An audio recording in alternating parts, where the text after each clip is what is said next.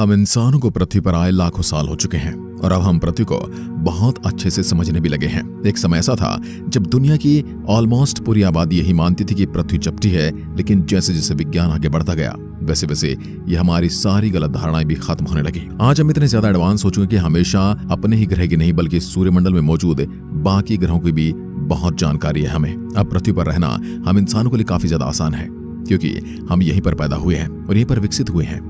हम पृथ्वी के वातावरण के हिसाब से अपने आप को पूरी तरीके से ढाल चुके हैं। पृथ्वी पर रहना इसलिए भी आसान है क्योंकि यह सूर्य से एक परफेक्ट अमाउंट की दूरी पर मौजूद है। अगर पृथ्वी सूर्य से थोड़ा और नजदीक होती, यहाँ का तापमान बहुत ज्यादा होता, और अगर यह थोड़ा सा दूर होती तो इसका तापमान बहुत ज्यादा कम हो जाता। इससे यहाँ पर जीवन का पैदा होना संभव ही नहीं हो पाता। लेकिन क्या होगा अगर हम इंसान पूरे सौरमंडल में मौजूद हर ग्रह पर थोड़ा थोड़ा समय बिताए?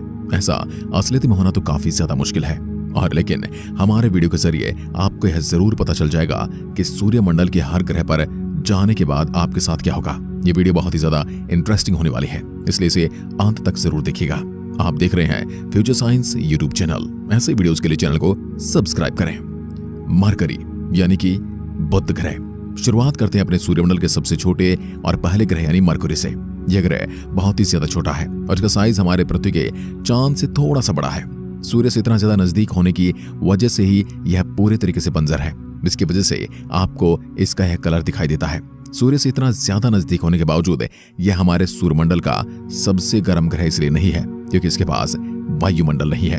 वायुमंडल होने से सूर्य से आने वाली हीट ग्रह के अंदर ही कैद हो जाती है, जिससे ग्रह का तापमान बढ़ने लगता है। अगर आप यहाँ पर जाएंगे तो आपको बहुत ही एक्सट्रीम तापमान का सामना करना पड़ेगा। जिस तरह से पृथ्वी का एक दिन 24 घंटे का होता है, वैसे ही मरकरी का एक दिन पृथ्वी के 59 दिन के बराबर होता है। यानी जितने समय में आप पृथ्वी पर 2 महीने बिता लेते हैं, उतने समय मरकरी पर मात्र एक दिन ही बीतेगा। यहाँ पर जाने के बाद आपको बहुत भारी मात्रा में रेडिएशन का सामना करना पड़ेगा, क्योंकि सूर्य से निकलने वाली जितनी भी हार्मफुल रेडिएशन होती है वो डायरेक्टली इस ग्रह के सरफेस पर ही जाकर टकराती है। इस रेडिएशन से आपका डीएनए चेंज हो सकता है और आपको कैंसर होने के चांसेस भी काफी हद तक बढ़ सकते हैं। दिन में इस ग्रह का तापमान 430 डिग्री सेल्सियस तक चला जाता है और रात में तापमान -180 डिग्री सेल्सियस के आसपास रहता है। यानी अगर आप दिन में मरकरी पर जाते हैं तो आप जलकर खत्म हो जाएंगे, और अगर रात में जाते हैं तो ठंड की वजह से आपकी मौत हो जाएगी। इस ग्रह पर ऑक्सीजन नहीं मौजूद है, जिसकी वजह से आपको सांस लेने में काफी ज्यादा दिक्कत होगी। इससे हमें यह पता चला है कि मरकरी ग्रह पर इंसान का रहना एक ऑलमोस्ट इम्पॉसिबल बात है। आइए मिलते हैं अपने सूर्यमंडल के दूसरे ग्रह यानी शुक्र से। वीनस यह हमारे सौरमंडल का दूसरा ग्रह होने के साथ साथ सबसे गर्म ग्रह भी है। इसका तापमान 475 डिग्री सेल्सियस के आसपास रहता है, जो इतना ज्यादा है कि यह आपको तुरंत ही जलाकर मार देगा। लेकिन हम शुक्र ग्रह के तापमान को हटा भी दें तब भी यह ग्रह हम इंसानों के लिए काफी ज्यादा खतरनाक है। यहाँ पर ब्रह्मांड में पाई जाने वाली ऑलमोस्ट हर टॉक्सिक गैस पाई जाती है। अगर आप वीनस के वातावरण में 1 सेकंड भी सांस लेते हैं तो उससे ही आपकी मृत्यु हो जाएगी। जिस तरह से पृथ्वी पर आपको आसमान नीले रंग का दिखाई देता है, वैसे ही वीनस ग्रह पर जाने के बाद आपको आसमान नीला नहीं बल्कि पीला दिखाई देगा। इसका कारण कुछ और नहीं बल्कि वो जहरीली गैसें हैं, जिनके बारे में अभी मैंने आपको बताया। आपको जानकर हैरानी होगी कि शुक्र ग्रह हमारी पृथ्वी से छोटा है, लेकिन फिर भी यहाँ पर हमारी पृथ्वी के मुकाबले 1,54,000 गुना ज्यादा कार्बन मौजूद है।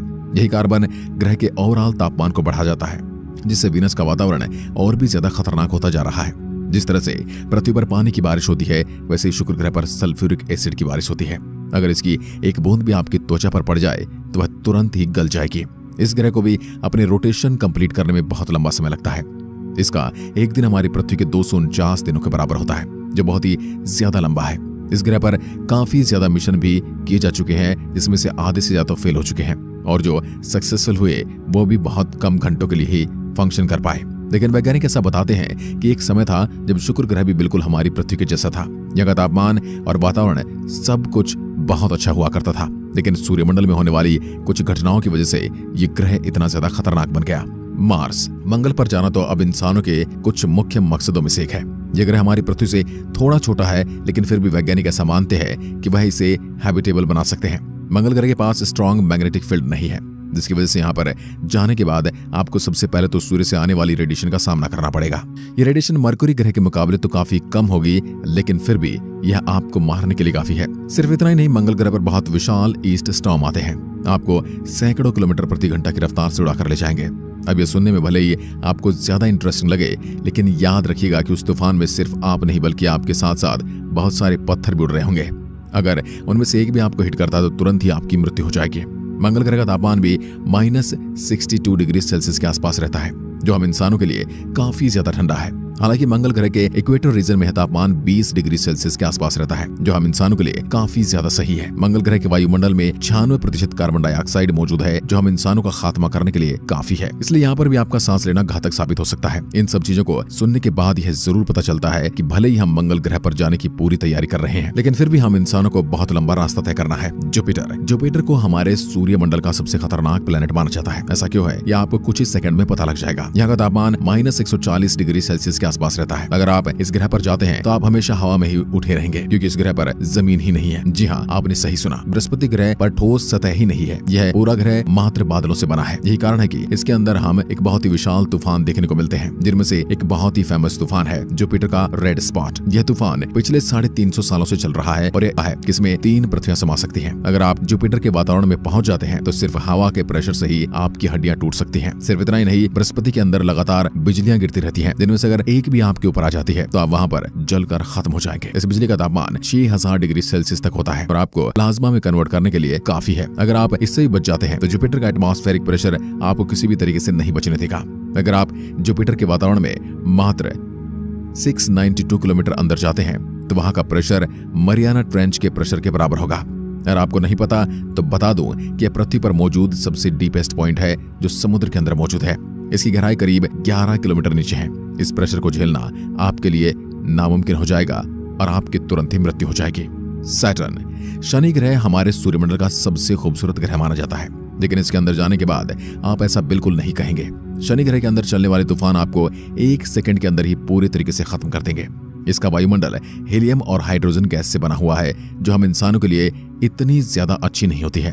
अगर आप शनि ग्रह के अंदर चले जाते हैं तो आपके लिए सांस लेना बहुत ही ज्यादा कठिन हो जाएगा और दम घुटने से आपकी मौत हो जाएगी। अगर आप इन सब चीजों से बच भी जाते हैं तो आप सैटर्न पर गिरने वाले पत्थरों से अपने आप को बिल्कुल भी नहीं बचा पाएंगे।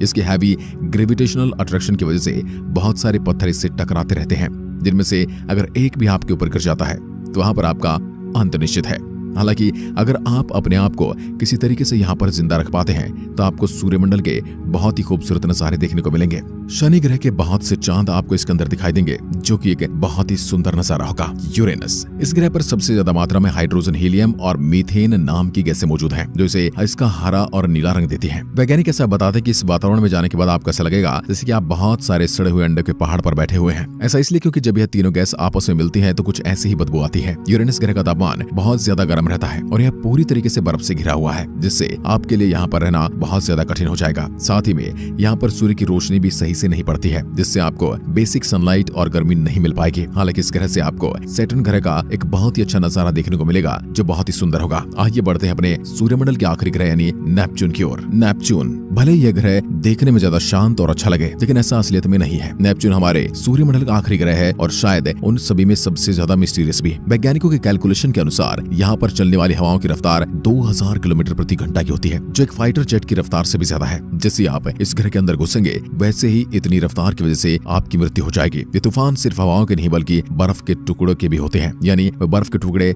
आपके शरीर से 2000 किलोमीटर प्रति घंटा की रफ्तार से टकराएंगे। इतना ज्यादा मोमेंट होने की वजह से आपके शरीर में छेद होने लगेंगे और इससे ही आपकी मृत्यु हो जाएगी। यहाँ पर भी सांस लेना आपके लिए ऑलमोस्ट नामुमकिन होगा और सूर्य की रोशनी भी जहाँ पर नाम मात्र ही पहुंचती है, यहाँ से पृथ्वी पर वापस जाना भी आपके लिए काफी ज्यादा कठिन हो जाएगा, क्योंकि इन दोनों के बीच की दूरी अरबों किलोमीटर है। इस वीडियो को देखने के बाद आपको यह तो पता चल गया होगा कि हमारी पृथ्वी के अलावा सूर्यमंडल में अभी तक कोई भी ऐसी जगह नहीं है जहां पर हम इंसान सुरक्षित रूप से लंबे समय के लिए जीवित रह पाए। अगर आपको सूर्यमंडल के इन सभी ग्रहों में से किसी एक को पृथ्वी जैसा बनाना है तो आप किसे बनाना चाहेंगे, हमें नीचे कमेंट में जरूर बताएं। आज की वीडियो में बस इतना ही। जय हिंद, जय भारत, धन्यवाद।